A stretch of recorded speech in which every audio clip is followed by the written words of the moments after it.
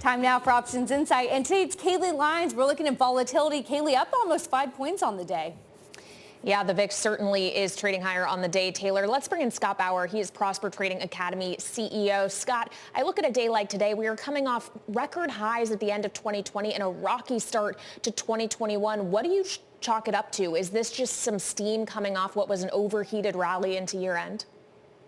I think it's more of what we've seen over the last day or two in the political landscape, and as well as being right ahead of tomorrow's elections.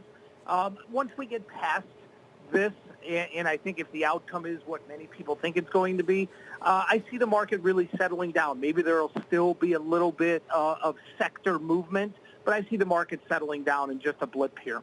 Well, Scott, I'm glad you pointed out the political risk, and the Georgia special elections tomorrow is what everyone has their eyes on. Do you see any notable options activity and any hedging around that potential risk event?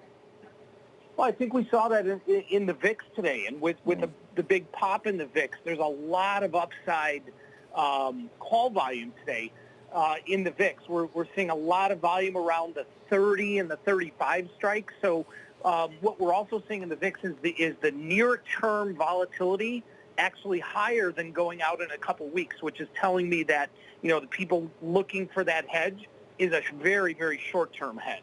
So does that mean the VIX falls back toward 20 in the coming weeks, or will it continue to go higher in the near term? I don't see it going much higher. Maybe it touches 30, but I'd say the lower 20s is probably in the cards in the next couple of weeks. All right, Scott, quickly, I do want to get to your options trade. It's on AMD. Walk me through it. Yeah, I love AMD ahead of their earnings, which are a few weeks out.